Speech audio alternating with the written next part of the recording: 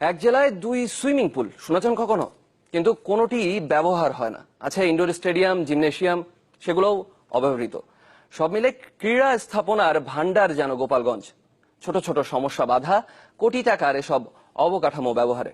গোপালগঞ্জ থেকে ফয়জুল ইসলামের রিপোর্ট, ক্যামেরায় ছিলেন মারুফ চুন্নু। উদ্বোধনের পর থেকে এমন ভুল বানানোই অভ্যর্থনা জানাচ্ছে গোপালগঞ্জের সুইমিং পুল ও জিমনেশিয়াম কমপ্লেক্স, যার ভেতরে আছে ইনডোর স্টেডিয়ামের সুবিধাও। 17 কোটি 28 লাখ টাকার অন্যতম আধুনিক এই স্থাপনা দুটি জাতীয় টুর্নামেন্ট ছাড়া কখনোই মুখরিত হয়নি ক্রীড়াবিদদের পদচারণায়। গত বছর এই ইনডোরে বসেছিল জাতীয় টেবিল টেনিস, যদিও ভবন নির্মাণে ত্রুটি থাকায় সেই আয়োজনও ছিল প্রতিবন্ধকতা।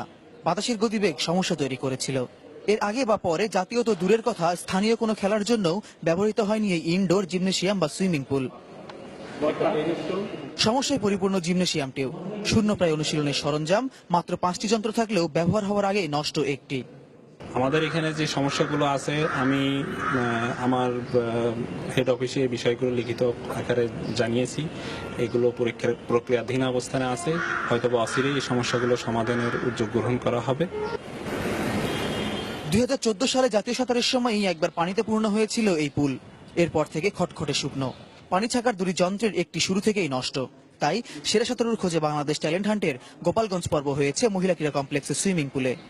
মাননীয় ক্রীড়া উপমন্ত্রী কিছুদিন আগে এই জেলায় এসেছিলেন, তখন তাকে জানানো হয়েছে এবং উনিও বিষয়টি দেখে গিয়েছেন এবং আমরাও কর্তৃপক্ষকে জানিয়েছি। তারা আশ্বস্ত করেছেন যে তারা এ ব্যাপারে উদ্যোগ নেবেন। ব্যবহার নিশ্চিত না করেই কোটি কোটি টাকা ব্যয় করা হয়েছে জেলার ক্রীড়া স্থাপনা নির্মাণে। ফয়জুল ইসলাম, চ্যানেল 24, গোপালগঞ্জ।